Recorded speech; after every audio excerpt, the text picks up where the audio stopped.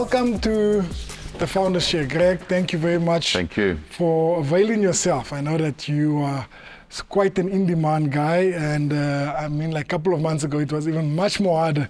But now, thank you very much for taking out your time to actually want to spend time with me and just to share your perspective on your journey. I mean, like, you have been known for such a resilient leader, and I can remember the time when I was starting my business, and you were the person that I would draw inspiration from, type of leadership qualities that you shared, and whether I could just grab it from the news at the time, because I'm not sure YouTube was so popular, and I would just grab this type of nuggets online, and just to understand your journey, because you started out as an engineer and you worked in a McDonald's food chain on the ground as a restaurant manager, and being able to scale up to the CEO of McDonald's and leading over 15,000 people. I think that there's a story right there. There's definitely a story right there, and I think this conversation is just to take it way back as to where it all started, and just looking at the fundamental principles that you walked through this whole journey from start.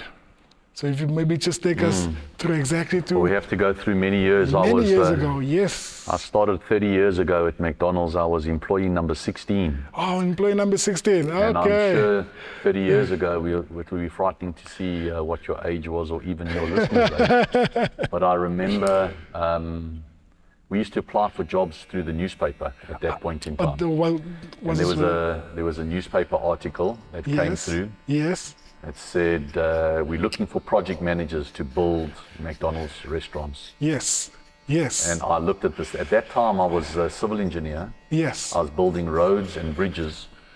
Some of the roads around Sandton and certainly some big roads on the way to Vereeniging. Those were some of my legacies. Yes. And also studied this technology called material flow technology, heavy industrial movement of fluids and materials through silos. Yes. And then here comes this article in the newspaper. The moral of the story is actually influences in our lives, which I'll talk about now. Yes. Young married man. My wife brings me the newspaper. She says, hey, the McDonald's is coming to town. I said, great, but I'm not really a hamburger guy. Yes. She says, but they're actually looking for somebody to build McDonald's restaurants. And so at first I didn't think, but that was the person that constantly nudged me to do something different. And I applied, I got the job, became a project manager. And this was back in, which year was this? Back in 96, 97. 96, wow. It's a long time ago. Long time. Yeah, it's definitely a long time ago. And it was really, really cool. I mean, there's a couple of things there. I mean, as an engineer, you can build one big road, can take you 2 years, or a bridge. But project management in McDonald's is very much like in 2 years, you're going to build like 20 projects. Yes, it's totally different. And it's a very interesting thing. Project management's everything in our lives, even the way you run your business as well. You've got a business that needs to span 20 years, 10 years. Yes. But it's made of many, many small projects. That's true. So that was my first chapter in McDonald's. I've probably had 10 chapters. So when you started, so it's true that you started in the restaurant, understanding the business itself. That was sort of phase 3. Okay. So phase 1, I mean, McDonald's is very much a operational excellence, marketing, leadership business, but I was in the construction business. And after building, I think 72 restaurants, the then CEO came to me and said to me, you know what, Greg was an American guy. Yes. We've seen some talent in you. Why don't you join a leadership management program, come across to operations? Okay. His name was Terry Reese. Terry Reese, yes. And I said to him at the time, hey Terry, don't want to be arrogant here, but I didn't study 5 years engineering to become a hamburger guy. So I'm not going to take the job. It was just too much for me to do that. And so I rejected the job, and it was for a fast track operations management job. Yeah. Similar role. Yeah. Similar position, different role.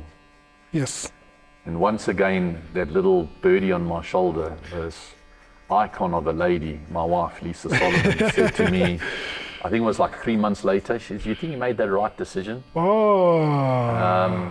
I said, "Do we really want to do this thing, the stability in our life? We just had our first daughter, Mika." Yes.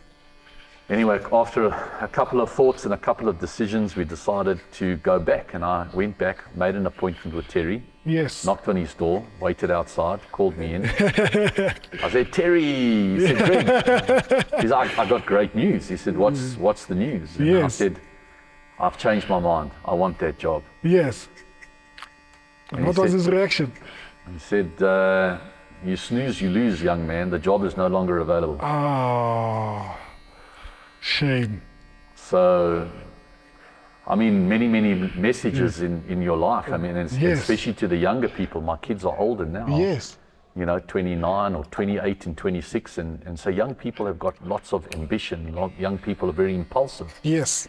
And it's this balance between your patience and your persistence. And maybe in this particular case, I preach to younger people to be more patient. Yes. But perhaps there's also that balance of persistence as well. Yes. And having big dreams and small steps.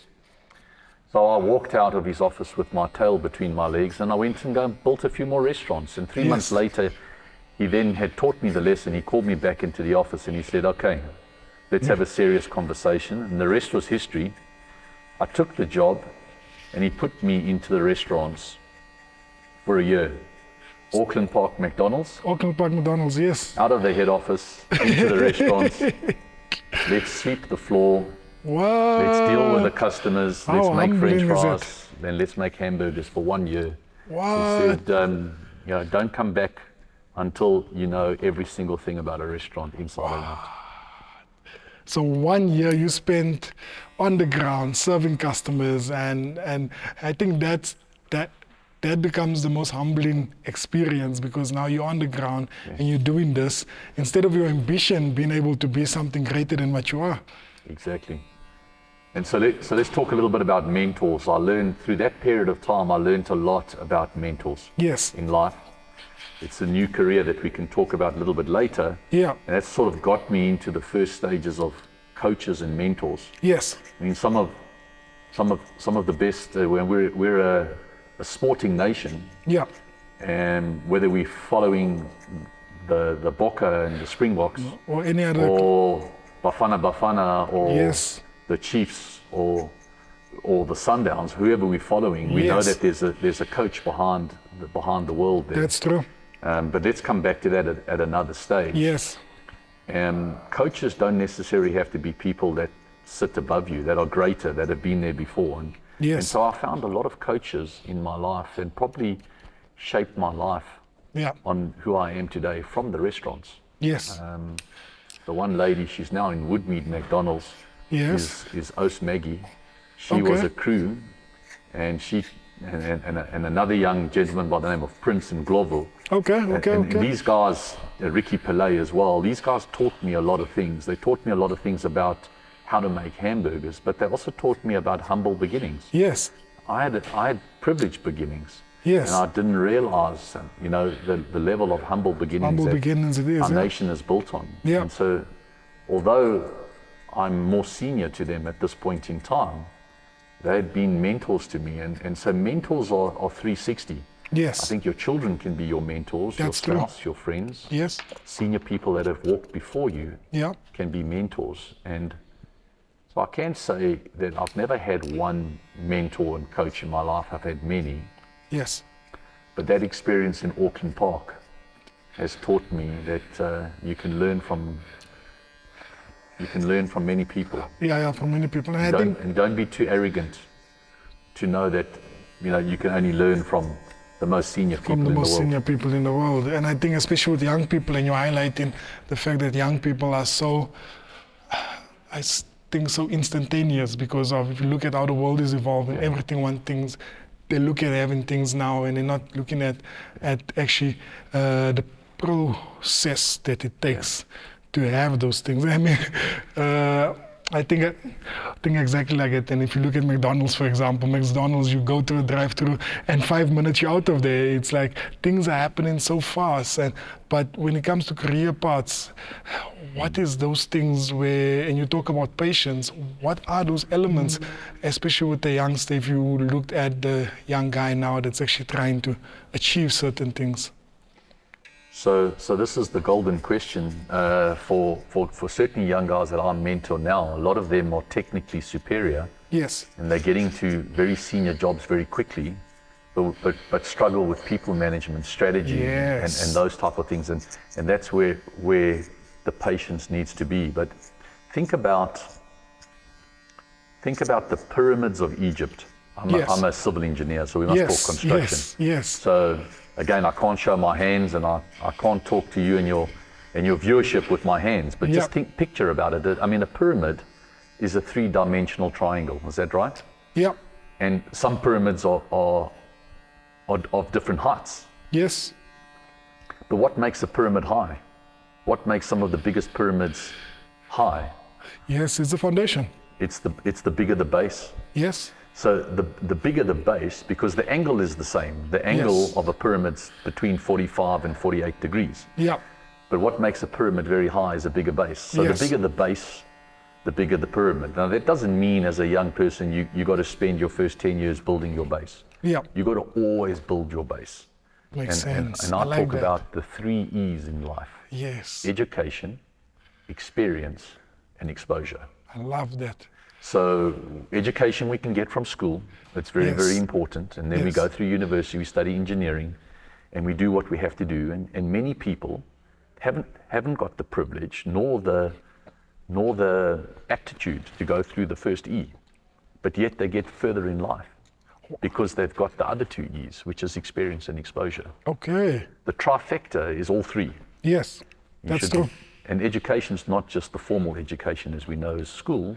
Education can be reading a book. Yeah. Education can be watching this podcast. Yes. So, these are the very, very important things that, we teach our youngsters. So my message is build your base.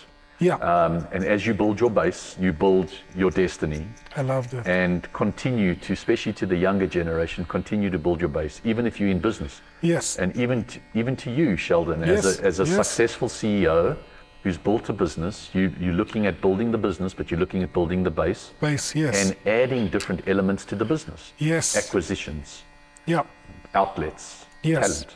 Yes. So that's that balance between sort of that patience and persistence. I think most of the time people forget the importance of education, and they tend to rub it off in such a way that education is not important, especially when it comes to entrepreneurship. I think there's this myth around entrepreneurship, not that you don't have to study and have the degrees and have the type of toolkit that you need to succeed. Well, education, yes, I don't want to say we shouldn't go to school. All youngsters should go to school and we should try to get to university. That's the most important thing. Yes. But it's not the be all and end all in life. Education is not about a classroom. Education is about learning on a job. Education is about doing a class in finance. Yes. We should all understand finance. Yes. Just the way a credit card works, just the way an income statement works. You've got revenue, you've got gross profit, you've got operating expenses, and then ultimately you've got profit and cash flow. Yeah. We should all understand that as young people. We don't have to go to school for that, but read a book, have a mentor, have a coach, go to a class. There's lots of classes we can do. And so even today, in my time as I've stepped out of the CEO role as McDonald's and moved on to the board, I'm still educating myself in my next chapter in life. Wow. And I'm still building my base. And I think that's important. That's a fundamental that most of people underestimate, because you think that once you reach a certain pinnacle, because if you look at McDonald's, you became a CEO of one of the most successful restaurant chains in South Africa, to say the least, and till today you're still looking at wanting to empower yourself through the likes of learning and upskilling yourself. There's a saying that Ray Kroc said, the founder of McDonald's, and he said, when you green, you're growing. Yes. So always be green, like a plant. Do you know what I'm saying? I mean, like when that, a plant feathers away, it doesn't grow anymore. So feed your body and feed your mind all the time so you can continue to grow. But let's get back into the detail, because you focused on my hair right now. You focused on the detail, am I right? Yes, that's right. And like, you can't make a mistake, because then you're going to have a problem, am I right? Or we just shaved my head. We just shaved my head, so maybe you won't have a problem. But hasn't this? I mean, I shouldn't be asking you questions, but the fact that you know how to give a haircut, it skilled you to do it quite efficiently. You know that you can do it in 20 minutes. And you know what you can charge the client in 20 minutes. So how do you really understand the high levels of profitability if you don't understand the details of giving a haircut? I like that. What tools, what was the cost of your tools, how much water you're using, how quick you do it, what can you charge per hour, and then you can truly understand. And I think that's the importance of building a foundation, and that's the importance of knowing the detail of your business, because the detail is not in millions. Yes. The details in a million steps of R1. Oh, I love it. That's where the detail is. That's where the detail is. So I was in a restaurant at McDonald's, and whilst going through the tour of how the kitchen works, and I then realized that most of the time people see the finished product of what it takes to build a Big Mac. People don't necessarily see the process, the bun that gets heated through the oven, the patty that gets roasted through the press. You don't necessarily go through that whole process to actually get out there. And I love what you're saying, because if you look at it, it really takes time, but the time that it takes, it's actually through the process. And the process starts with your 3 E's. Starts with the 3 E's, and it starts with understanding the detail. I mean, just think about a 20 Rand cheeseburger. You come through the drive-through and get that in 5 minutes. That's true. It seems like, a 20 Rand cheeseburger, getting it in 5 minutes, well, that's got to be like quite easy to do. Yeah. But when you're serving, what are we serving, 8-9 million customers every single month now, and you push them through the drive-through, millions and millions of rands in the back kitchen, because we haven't made it before. We're actually making it as you come. So when you walk into the drive-thru, so how can I have one double cheeseburger through the drive-thru? We haven't made the product yet. We now need to figure out how to make it in 1.5 minutes. That's true. So the level of sophistication, the level of process, the level of talent in the restaurants, the level of training, millions and millions of rands worth of investments to get that product, from zero to finished before you pay and get to the drive-thru is in the detail. It's not in the strategy. I mean, the strategy's there of being an operational excellence business. There's no doubt about it. The strategy's there of being a brand where people love your burgers, and it caters for the majority of the South African, clientele, because that's what we want, a democratic brand. But the money is not even the money, the experience. The customer is in the detail. And so that comes back to that very, very first question that you and I had been talking to, and maybe it is the youth of today, maybe it's not, maybe it's for all of us, is you've got to understand how the business works. And as a CEO, that's our challenge, am I right? I try to spend at least 30 to 40%, I'm not quite sure how much you're getting to these days, in the trade. Because we can talk about it a little bit, the little evolutions of businesses as your business goes through its different phases. You've got to, as a CEO, understand that, what is the detail of your business and what's making money. As a stylist and a barber 40, 50 years ago, they didn't have an electric clipper.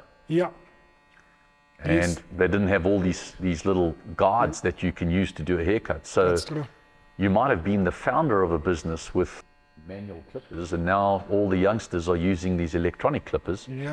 As a CEO, you have to know the detail. You have to know the detail, and you need to understand exactly what makes your customer tick, and to understand your customer much more than anything else. I tend to look at a McDonald's model, and I look at looking at the consistency that you'll be able to find at one particular location compared to the next location.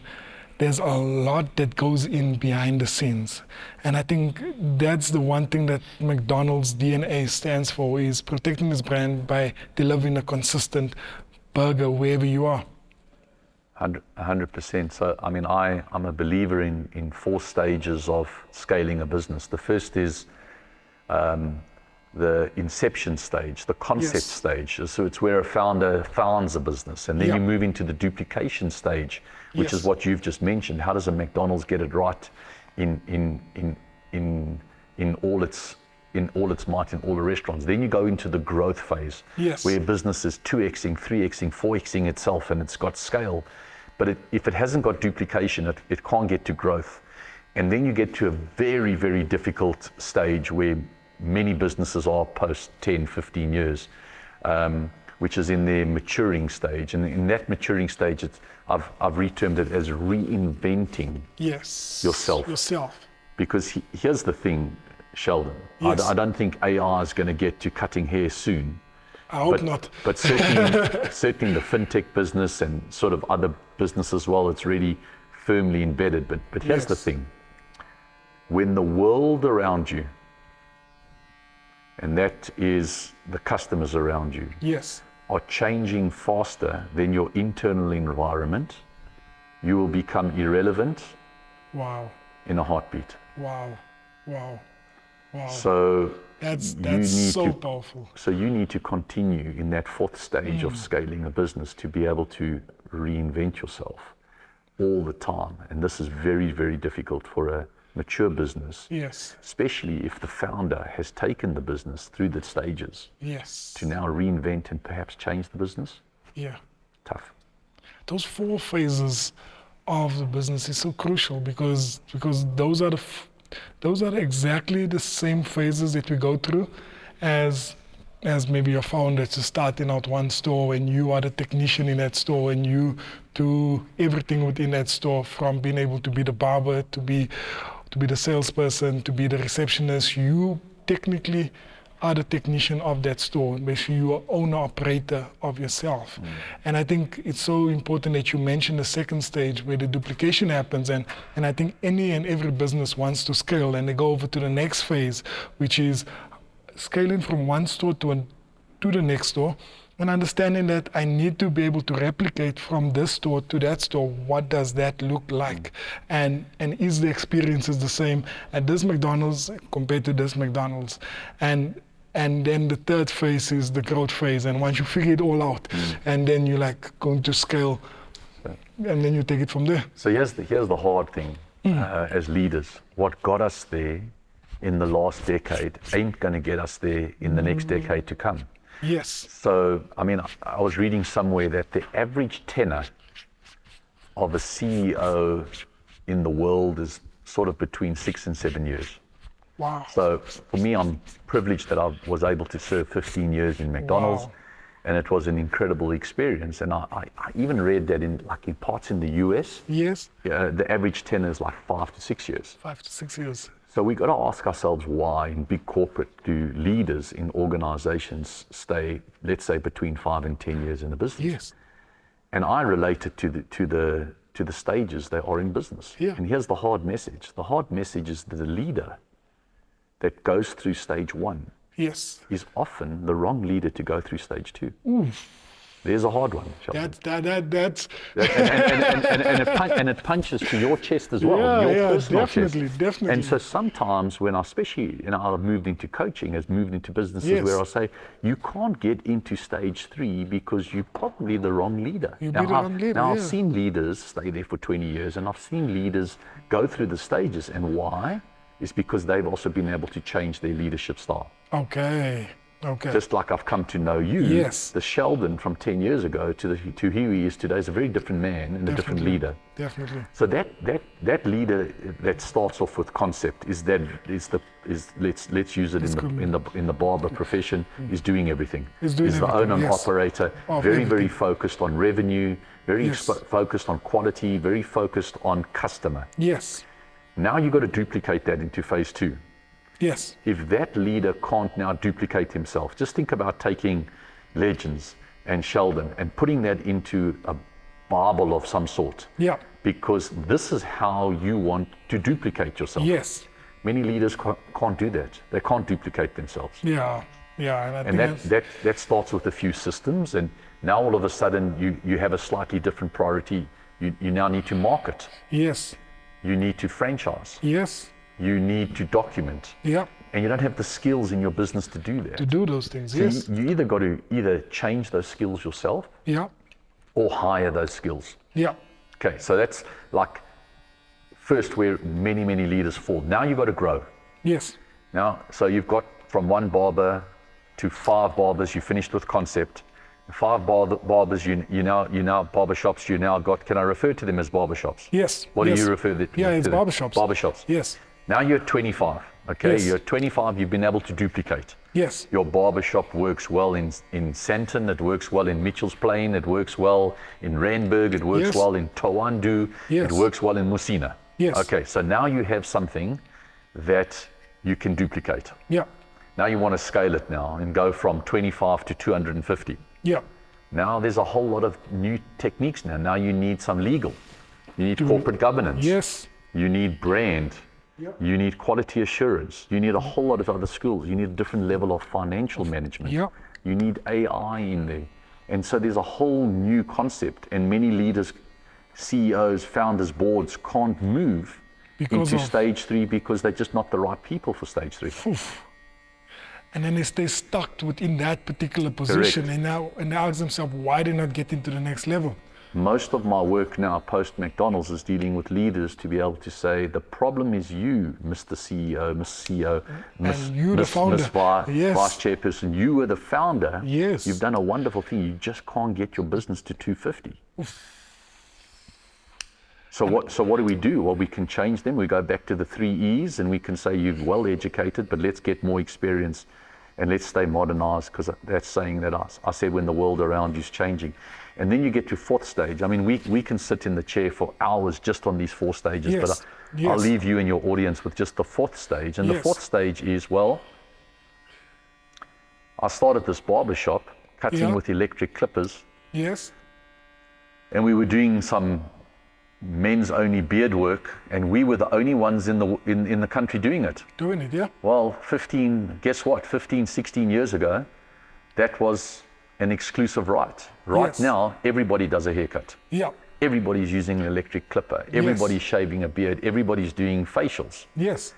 And all of a sudden, you got new, younger entries into the business that are improving on the brand experience, because now you're getting a cappuccino with your haircut, Yeah. or maybe a whiskey, Yes. or maybe you're interacting on some sort of digital app to book my haircut. Book the haircut. And all of a sudden, if you're not reinventing your business and modernizing it, you will die down. Wow. Wow. So those are the 4 phases, Those are very, like- very quickly. We those don't are- want to hog this Yeah. too much in Yeah. where it is. And it's Yeah. probably where I find myself today. Yes. Very, very interested in that part of the business. But anyway, cut a long story short, the summary of what McDonald's has given me in the last 30 years is probably 15 professions.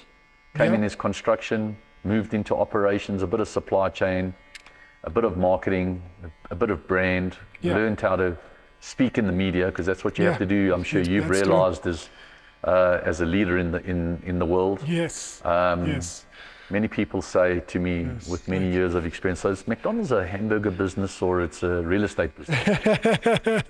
And That's the same question everyone asks. they always ask that Yes, question. yes. Look, I mean, we have a very specific real estate strategy, Yes. and that's because we take a long-term view on an outlet. That's why you don't see us in too many malls. You see us standalone. Yes. It's because we take a 20-year view. And you hardly see- often as we'll go to markets Yes. before they're ready for us. Okay. Okay. Okay. And I mean, like you hardly find McDonald's stores closing, especially in South Africa. I've never heard of. Very, very few. Certainly in my tenure, very, very few. 1 or 2. So then moved into sort of more obviously construction and real estate. I've done. Yes. Then became CEO, and it's just been a mighty privilege. We got 15,000 employees. We got over 400 restaurants. Yes. Handed over the reins now to an incredible CEO, Max Oliver, He's got a powerful executive team, and I have no doubt that this powerful team will be able to take the brand to its next step of 500, 600, and 700. So good luck to them, and I'll be cheering them on from the board. Wow. Tell me, which you, because being the number 16 employee, obviously you had a big task ahead of you, and just learning through your experience of growing this business. I mean, like the other day I was speaking to Peter Monyanga as well, and Peter was telling me about the early stages of the growth phase, and how McDonald's was so fussy with even the CEO back then, Rees, that came in and said, you know, this is how McDonald's does it. How important is that for any other brand to have those stringent processes and to build and scale their business, not only for the short term, but for long term as well? This is a good topic. Let's go into franchising now. Yes. But first, a shout out to Peter Muyanga, to Reggie Scosano, to Ida Maloko, to the founding franchisees of our business. They've also gone through their 4 stages, and they've also learned as businessmen and women on how they needed to grow their capabilities as leaders in the business, in the world. Yes. But, so now let's talk a little bit about franchising, because McDonald's is franchising, and you guys are franchising too. Yes. So now you've built this formula. Think of it like a Formula One car. Yeah. We've built this formula, and we now need the best drivers in the world to drive our car. That's true. And our job is to make sure that the car is always the winning formula of the car. Yes. And I often joke with the franchisees when I've interviewed them. You know, why would you join McDonald's? Yes. And many of them say, well, I'm bringing you my entrepreneurial experience. Yes. And I'm going to drive this car to the best of my ability. Yes. And I just know that you've got the best car on the market. That's why I'm coming with you, you know. And I think that's the important thing with franchising. The same is when your franchisees join your organization. Yes. Why don't they join another barber organization? Yes. And so what are you doing? You're providing them with great skills. You've managed to duplicate your business, great training, great culture. Yes. Where it gets a little bit lost in translation and almost a little bit tense is a few years down the line, we start to confuse who's accountable for what. Yeah. Yeah. Who's building the Ferrari and who's driving it? Who's driving it? Yes. Yes. So as a franchisor, you always got to know your responsibility is to make sure that that Ferrari is the strongest. Is the strongest, yes. It's got the best wheels. It's got the best, and from time to time you're changing the chassis, you're reinventing it, you're computerizing it, you're digitizing it, and you're changing it. And that remains our responsibility. And at the same time, the franchisee needs to continuously change all the time. And they also need to say, well, we may have had a manual car to drive. Now we have to drive an automatic car. Yeah. Or we've now got a digital console, not an analog console. Not the analog console, and that driver needs to be modern and contemporary. Otherwise, that driver becomes obsolete. And so, so we have that constant conversation. I don't know if this resonates with you in your business of a modern franchisee changing with the times. And a franchisor that's making sure that their product is always state of the art. Yeah, no, that's definitely spot on, because if you think about it, it's because sometimes we get so drifted by the operation side of while you're busy driving the car, but not understanding exactly the type of reinvention that you need to do in the car, and the roles that certain responsibilities from a franchisor and a franchisor needs to play. Or now you start driving the car and the franchisee starts to design the car. Yes. Now hold on a sec. Now we've confused roles now. You're with me on who's doing what. And we need, by the way, we need to hold each other accountable for that. Yeah. I mean, you can translate this to a team as well of soccer players. Who's the striker, who's the defender, who's the midfielder. And I think that's the secret sauce in becoming a successful franchise organization, is understanding that we have different roles, but we play for the same team.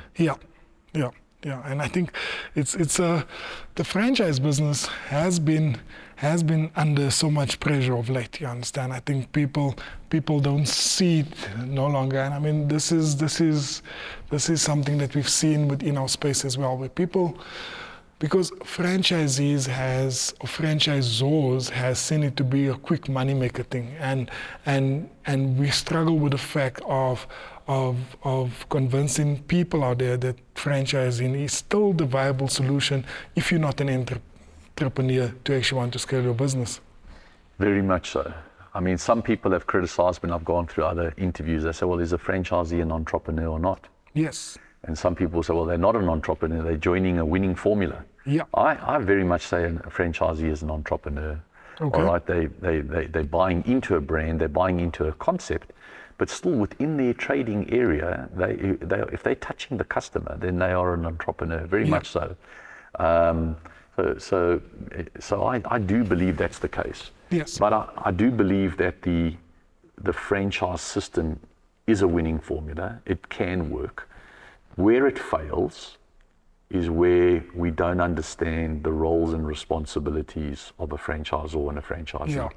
If I'm a franchisor and I've produced my first barbershop and I'm just going to now just sell my royalties, and you'll use my clipper and you'll use my razor blade and do whatever you want in the business, there's no consistency. That's true.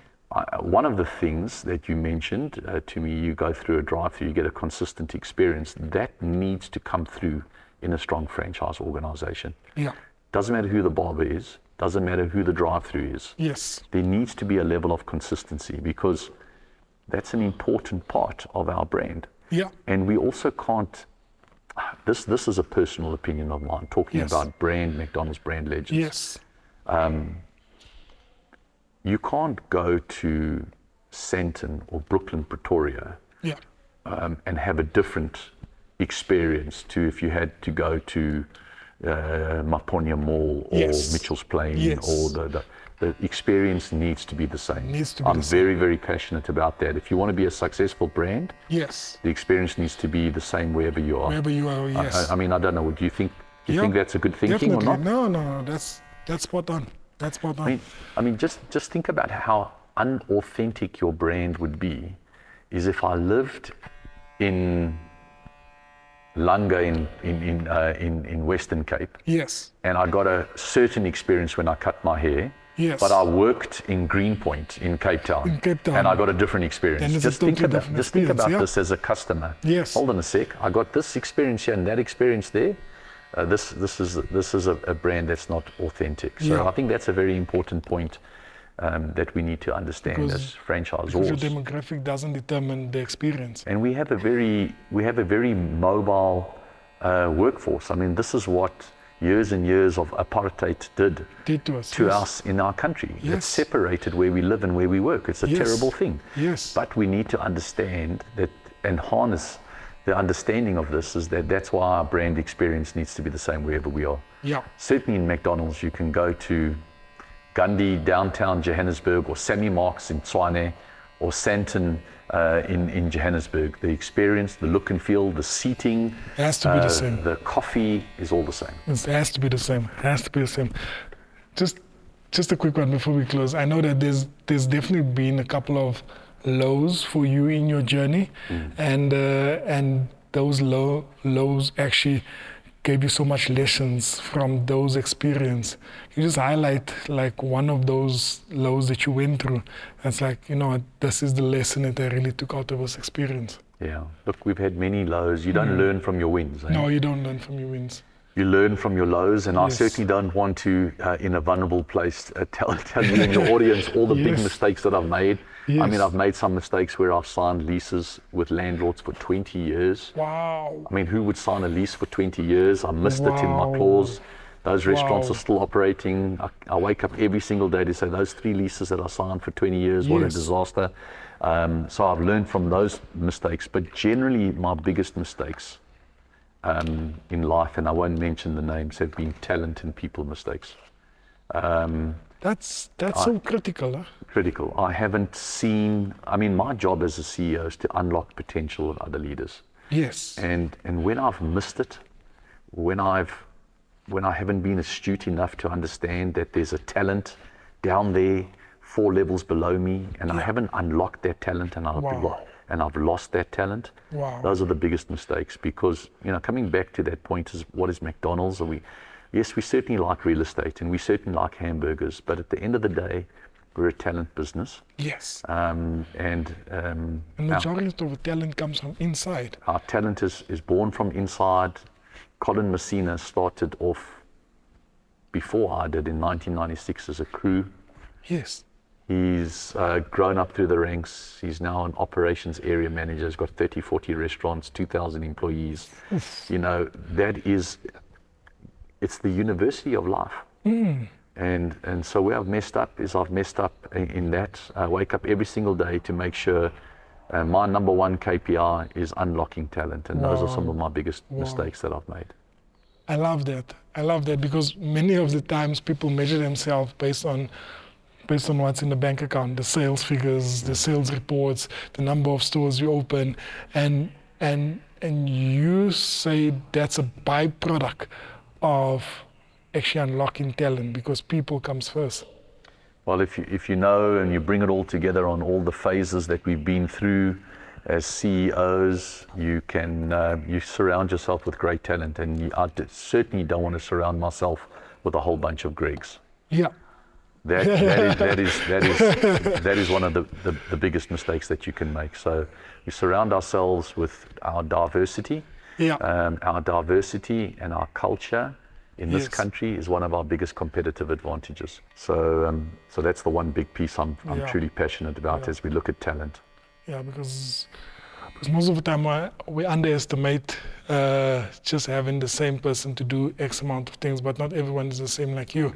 And I think especially with your moving on now from then CEO, but now actually being able to coach CEOs now, and I've actually done some homework on basically being a certified CEO coach in international. And how does it feel? I mean, like this is quite a massive step towards the right direction. Well, I didn't realize it at the time, but I've been a coach for many, many years. I coached in a lot of leaders, hopefully informally. And then I found this organization called CEO Coaching International. They're based out of the US. Yes. There's only 50 odd coaches around the world. We're all CEOs with all over 10 years experience. Yes. And it's time to give back. This is hard-hitting business coaching. Yes. This is businesses that we can help. Yes. Because we've been there before. Yes. Focusing on talent, focusing on scaling, yes. focusing on financial performance. So it's a very interesting chapter in my life, a very exciting chapter in my life, where I get a chance to coach CEOs and their exco on strategy, on scaling, on talent, on performance, on just being better. So very, very excited for this, and hopefully I can share my knowledge and my experience with many other growing CEOs. Yeah, because if you think about leadership, is such a vital role in any case. It's exactly the same thing. Whether you're a teacher or whether you're a coach that is coaching Bafana, or whichever role you play as a leader, there's some serious nuggets that you need to take from that, and how do you constantly evolve and become a better leader as time goes on? So we've all got our blind spots, and often a good coach will just say to you, you're doing a great job, but you've actually got a blind spot over here. You've got some brilliant person in your exco and marketing, just not giving them the chance to flourish. Yes. And that's what a coach does. It doesn't tell you what to do. It shows you what your blind spots are, and and it goes from there. And I can say this to you in a humble way. Yes. We've done some good things. We've grown this McDonald's business to huge heights. Yes. And I've had many coaches in my life, but now from what I've learned from CEO Coaching International, had I had a professional coach in my life for the last 5 years, maybe 10 years, I'm embarrassed to say that I've left a lot on the table. Are you serious? Well, maybe not embarrassed. I'm just saddened to say that I've left a lot on the table. A good coach, will pay for him or herself over and over again. And as the world changes, as things happen very, very quickly, as young leaders get into positions too quick, as old leaders expire because they haven't modernized. Yes. Think about a coach. It's a good way to go. Oof. I love that. Everyone needs a coach. Everyone does. Everyone needs a coach. It doesn't matter which side of you, which side are you playing for, whatever you're doing. And if you're trying to upskill yourself, if you're trying to grow to the next level, if you're trying to be the next person, a coach that walks with you through this journey is critical. Absolutely. It's just that little conscience on your shoulder that just, and don't you find that as CEO sometimes quite lonely? Of course. It's definitely lonely. It's a lonely place, eh? Yes, yes. So, a good coach, mentor, thought partner will be able to, as I said, unlock some of those things that you're struggling with and contemplating. Sure. That's anyway, powerful. so that's that piece really on that piece on coaching, and that's my next chapter.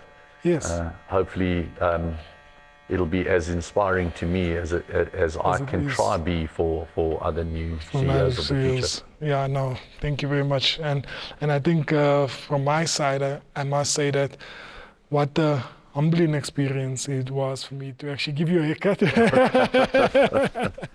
Oh man, it's hard to concentrate and talk while you are having a haircut. But hey, listen, I've watched you as well come to learn where you've grown your business, and I see there's a new acquisition that you recently made.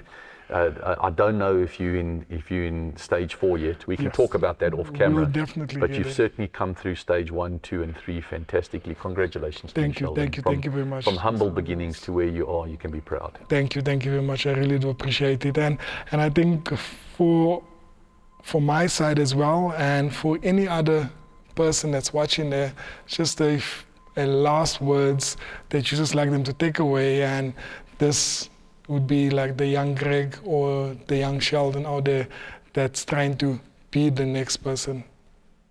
Well, as a CEO, remain humble, and as a CEO, know that you can't get there by yourself.